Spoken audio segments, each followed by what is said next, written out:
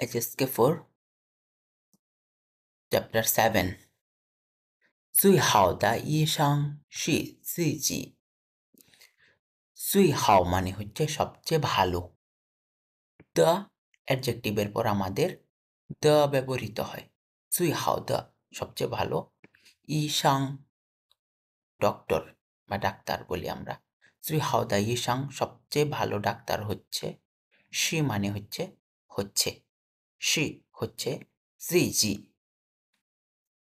নিজ নিজে হচ্ছে ব্যক্তি নিজেই হচ্ছে সবচেয়ে ভালো ডক্টর বা তুমি নিজেই হচ্ছ সবচেয়ে ভালো ডক্টর আচ্ছা প্রথমে আমরা 上司 বা নিউ ওয়ার্ডগুলো দেখব সরি রসায়ন বা ওয়ার্ম আপ অ্যাক্টিভিটিস 1 নাম্বার এখানে আমাদের 6টা ছবি এবং 6টা ওয়ার্ড দেওয়া আছে এগুলোকে ম্যাচ করতে হবে তো প্রথমটা দেখি আমরা 流血 流血 মানে রক্তপাত হওয়া সিয়ে মানে রক্ত তো এখানে আমাদের ই হচ্ছে 流血 রক্তপাত হচ্ছে আচ্ছা তারপর 2 নাম্বার 咳嗽 টু কফ কাশতে থাকা এখানে কোন ছবিতে কাশতেছে আমাদের এটা হচ্ছে সি তারপর আমরা 3 নাম্বারটা দেখি জ্যানফেই মানে স্বাস্থ্য কমানো ওজন কমানো এখানে কোন ছবিতে ওজন কমানোর চেষ্টা করতেছে আমাদের এটা হচ্ছে এফ জ্যানফেই তারপর আমাদের 4 নাম্বারটা ছয়ান ছয়ান মানে হচ্ছে ধূমপান করা এটা হচ্ছে আমাদের এ তারপর 5 নাম্বারটা ঝিউ ঝিউ মানে হচ্ছে উদ্ভিদ আমাদের উদ্ভিদ হচ্ছে বি নাম্বার যা সর্বশেষ 6 নাম্বারটা ফান্নাও ফান্নাও মানে বিরক্তিকর এখানে বিরক্তি নিয়ে বসে আছে কোন ছবিতে এটা হচ্ছে আমাদের ডি আচ্ছা তারপর আমরা রসায়ন বা ওয়ার্ম আপ অ্যাক্টিভিটিস 2 এটা স্কিপ করে যাই এটা একটু সময় সাপেক্ষ তাছাড়া ততটা গুরুত্বপূর্ণ না এখন 1 নাম্বার টেক্সটে চলে যাই আমরা শাওলি হ শাওলিন শাওলি এবং শাওলিন দুজনের নাম লিয়াও আলোচনা করতেছে কথা বলতেছে থিয়ানচি মানে আবহাওয়া ওয়েদার থিয়ানচি হ শান্তি চিংখাং আবহাওয়া এবং শরীরের অবস্থা সম্পর্কে প্রথমে আমরা সংস্থ বা নিউওয়ার্ডগুলো দেখি 1 নাম্বার 流血 流血 মানে হচ্ছে রক্তপাত হওয়া এটাতে আমাদের স্টার মার্কস করা আছে মানে হচ্ছে আমাদের এটা HSK4 এর বাইরে এটা HSK5 এর হয়তো বা 6 এরও হতে পারে এমনকি HSK এর বাইরেও হতে পারে যেগুলো স্টার মার্কস দেওয়া থাকে এগুলো উপরের লেভেলের আচ্ছা তারপর 2 নাম্বার ছা ছা ছা মানে হচ্ছে তো ওয়াইপ মুছে ফেলা ছা গানজিং মানে মুছে পরিষ্কার করা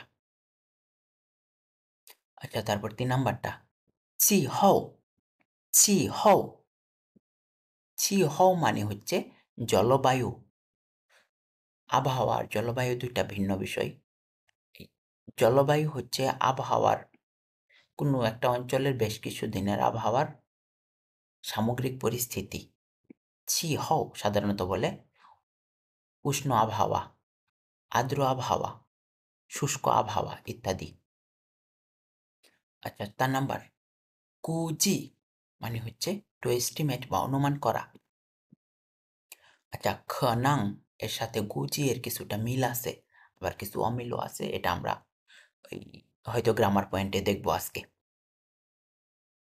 5 নাম্বার খসৌ খসৌ মানে হচ্ছে টু কফ কাশি দেয়া কাশতে থাকা 6 নাম্বার ইয়ানজং মারাত্মক সিরিয়াস এটা সাধারণত আমরা রোগ ব্যাধির ক্ষেত্রে ব্যবহার করি, যেমন থাক সৌদা জং, সে অত্যন্ত মারাত্মকভাবে কাশতেছে। তারপর 7 নাম্বার দেখি আমরা ছুয়াংহু মানে হচ্ছে উইন্ডোজ বা জানালা।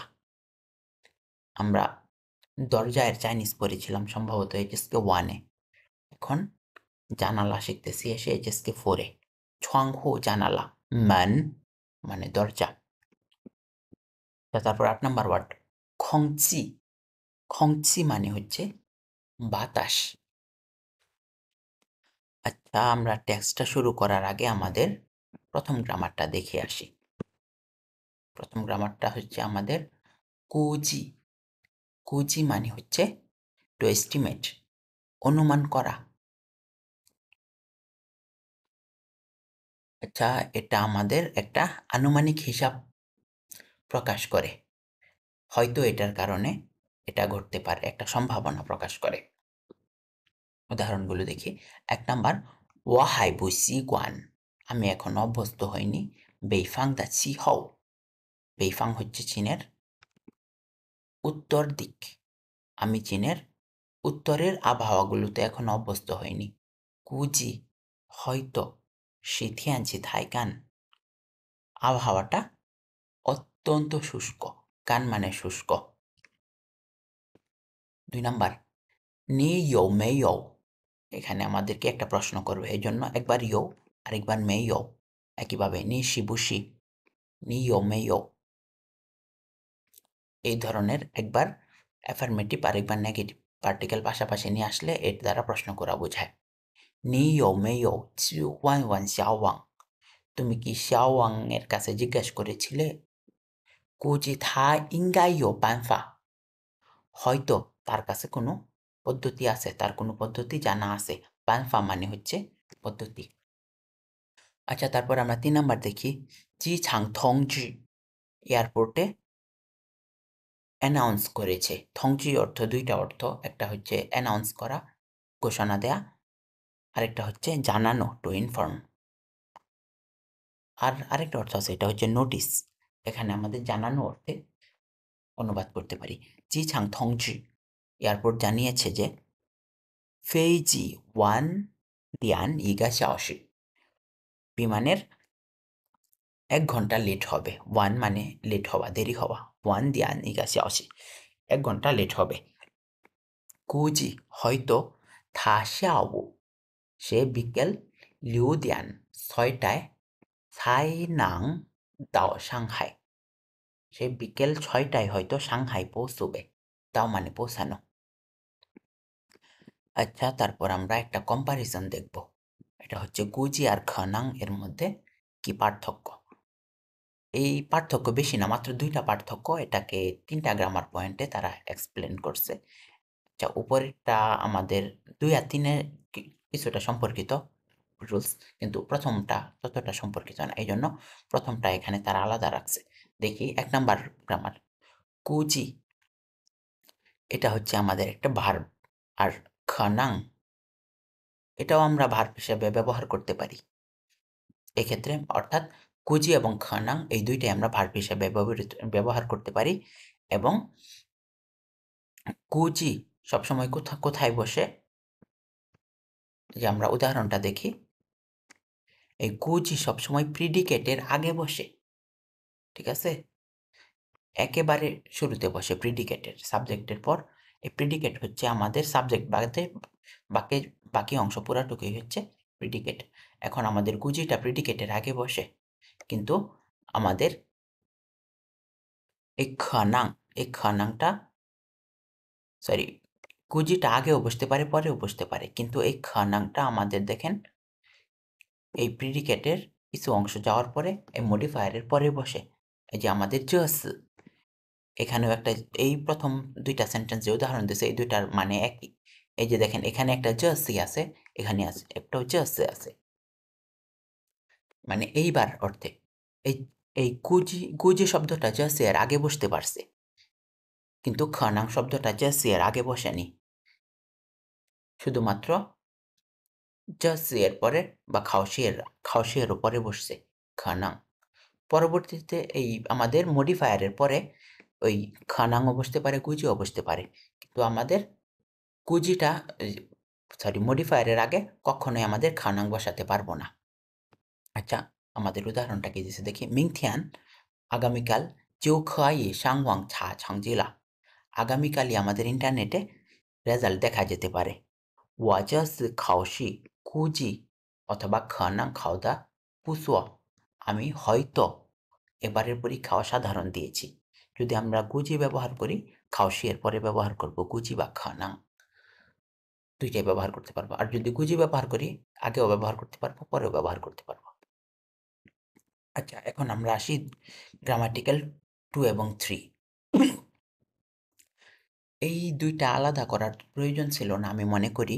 এখানে দুইটাই আমাদের অ্যাডজেক্টিভ হিসাবে ব্যবহার করছে। মানে খানাংকে আমরা অ্যাডজেক্টিভ হিসাবে ব্যবহার করতে পারি, গুজিকে অ্যাডজেক্টিভ হিসাবে ব্যবহার করতে পারি না। আমরা জানি অ্যাডজেক্টিভের পর আমরা কি ব্যবহার করি, একটা পার্টিকেল দ্য। উদাহরণটার দিকে লক্ষ্য করি আমরা, দ্য। যেমন খানাং দ্য ইউয়ানইন, খুব সম্ভাব্য কারণ। কিন্তু গুজি দ্য ইউয়ানইন বলতে পারি না। যেখানে আমাদের দ্যটা থাকবে সেখানে আমরা গুজি ব্যবহার করতে পারবো না, কারণ আমাদের খানাং অ্যাডজেক্টিভ হিসেবে ব্যবহৃত হতে পারে, গুজি পারে না। একইভাবে আমাদের হন খানাং ব্যবহার করতে পারি, কারণ হন শব্দটা অ্যাডভার্ব, আমাদের শুধুমাত্র অ্যাডজেক্টিভের আগে ব্যবহৃত হয়। তা উদাহরণগুলো দিচ্ছে দেখেন। হন খানাং থা হাই বুঝি দাও জেনশি। খুব সম্ভবত সেই বিষয়টা এখনো জানে না। কিন্তু এখানে যেহেতু হন আছে, এটা আমরা সাবজেক্টের আগে হোক পরে হোক, মানে মডিফায়ারের আগে পরে যেখানে ইচ্ছা সেখানে বসাতে পারবো। কিন্তু আমাদের যেহেতু আমাদের হন আছে, গুজিটা আমরা কোনোভাবেই ব্যবহার করতে পারবো না। আচ্ছা, আমাদের গুজি আর খানাং এই দুটার পার্থক্য এখানে আমরা দেখলাম। এখন আমরা আমাদের 1 নাম্বার টেক্সটটা দেখব। শাওলি এবং শাওলিন তারা জলবায়ু এবং শরীরের পরিস্থিতি নিয়ে আলোচনা করছে। শাওলি বলতেছে, নি দা বিজ জাম্মা লিউ শিয়েলা। আচ্ছা, এখানে বীজ আমরা পড়েছিলাম 2-3 অধ্যায় আগে। বীজ শব্দের অর্থ হচ্ছে নাক। লিউ শিয়া 1 নাম্বার ওয়ার্ড। নি দা বিজ জাম্মা লিউ শিয়েলা, তোমার নাক দিয়ে রক্ত পড়ছে কেন?快দ্রুত,快用纸擦擦। জি মানে হচ্ছে কাগজ, আরেকটা পড়ছিলাম টিস্যু। তাড়াতাড়ি টিস্যু দিয়ে মুছে ফেলো। সা সা এখানে 2 বার ব্যবহার করছে। এর মানে এটা হচ্ছে একটা ইম্পারেটিভ সেন্টেন্স। আদেশ, উপদেশ, নিষেধ, অনুরোধ ইত্যাদি হচ্ছে ইম্পারেটিভ সেন্টেন্স। এখানে আমাদের 2 বার ব্যবহার করে আমাদের অনুরোধ বোঝাচ্ছে বা উপদেশ বোঝাচ্ছে। তাড়াতাড়ি টিস্যু ব্যবহার করে মুছে ফেলো। তারপর শাওলিন বলতেছে, 我还不习惯北方的气候। 不习惯মানে হচ্ছে অভ্যস্ত নই, সিগুয়ান মানে অভ্যস্ত হওয়া। 我还不习惯, আমি এখনো, মানে এখনো, আমি এখনো অভ্যস্ত নই উত্তর চীনের আবহাওয়াতে। কুজি হয়তো, সম্ভবত, শি হচ্ছে থিয়ানচি থাইগান, আবহাওয়াটা অত্যন্ত শুষ্ক। 今天天气不是很冷, আজকের আবহাওয়াটা খুব ঠান্ডা নয়। হনলাং মানে অত্যন্ত ঠান্ডা, আর বসি হনলাং খুব ঠান্ডা নয়। নি জানমা তুমি কেন, ছুয়ান মাদুয়া তুমি কেন এতগুলো এতগুলো পরিধান করে আছো, এতগুলো পরে আছো। শাওলি বলতেছে, চিওশিনওয়াই এর কারণ হচ্ছে, জুয়াথিয়ান গতকাল, ছুয়ান্দ থাইশাও খুব কম কাপড় পরেছিলাম, খুব কমই পরিধান করেছিলাম। ছোয়ানের পরে দ বসে ভার্ব দ প্লাস কমপ্লিমেন্ট, এটাও একটা সেন্টেন্সের বিশেষ স্ট্রাকচার। ছোয়ান দ থাইশাও গতকাল আমরা খুব কমই পরিধান করেছিলাম। ওয়াতো গান মাওলা আমি পুরোই ঠান্ডা লেগে গেছে, আমার পুরোই ঠান্ডা লেগে গেছে। গানমাও মানে ঠান্ডা লাগা। আচ্ছা, তারপর শাওলিন বলতেছে সুই জিন রিসেন্টলি গানমাও দা রেন থবিয়ে দোয়া। ঠান্ডা লাগা ব্যক্তি, গানমাও মানে ঠান্ডা লাগা, আর গানমাও দা রেন ঠান্ডা লাগা ব্যক্তি, থবিয়ে দোয়া অত্যন্ত বেশি। নিচু খান ইসাং লামা, ইসাং মানে ডাক্তার, আর খান ইসাং মানে ডাক্তার দেখানো।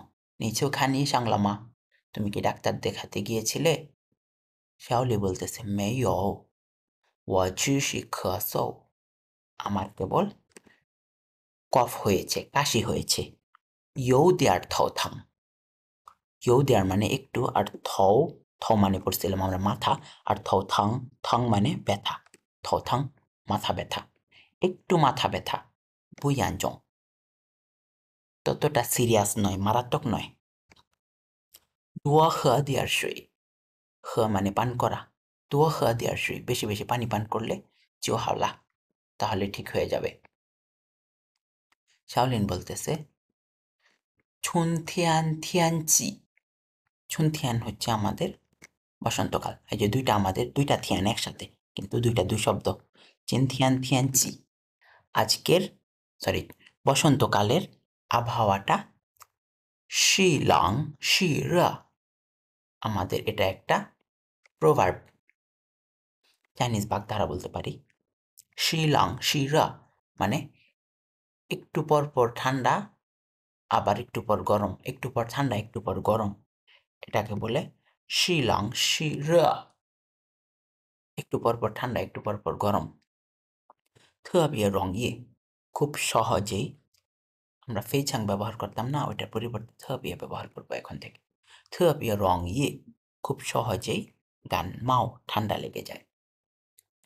বেশি হও, এইবার ইদিং ইয়াও, ইদিং ইয়াও মানে কি? ইদিং ইয়াও মানে হচ্ছে অবশ্যই। তুয়া জুই, জুই মানে হচ্ছে খেয়াল রাখা, লক্ষ্য রাখা। তুয়া জুই বেশি বেশি লক্ষ্য রাখতে হবে। বাউনওয়ান, বাউনওয়ান মানে হচ্ছে উষ্ণ, উষ্ণ রাখা, উষ্ণ রাখার ব্যাপারে, নিজেকে উষ্ণ রাখার ব্যাপারে অবশ্যই আমাদের খেয়াল রাখতে হবে। যে একটা ওয়ার্ড আছে যে বাউনওয়ান ফিং বলে, মানে হচ্ছে আমাদের এই পানি গরম রাখার যে ফ্ল্যাক্সগুলো আছে ওগুলোকে বাউনওয়ান ফিং বলে, ওই বাউনওয়ান এটা। বাউনওয়ান মানে হচ্ছে উষ্ণ রাখা। লিংওয়াই তাছাড়া, জুই হাও ভালো হয়, চিংছাং দা খায়, চিংছাং মানে মাঝে মাঝে, দা খায় চুয়াং হো জানালা খুলে দিয়ে। চুয়াং হো 7 নাম্বার পার্ট একটু আগে শিখেছি আমরা। চুয়াং হো মানে জানালা। দা খায় চুয়াং হো হুয়ান হুয়ান খংচি, হুয়ান মানে হচ্ছে টু চেঞ্জ, পরিবর্তন করা। আর যেহেতু আমাদেরকে এটা একটা সাজেশন দিতেছে, উপদেশ দিতেছে, এই জন্য আমাদের ইম্পারেটিভ সেন্টেন্স, এই জন্য এটা দুইবার ব্যবহৃত হয়েছে। হুয়ান হুয়ান খংচি, বাতাস পরিবর্তন করে দাও। সবচেয়ে ভালো হয় মাঝে মাঝে জানালা খুলে বাতাস পরিবর্তন করে দিলে।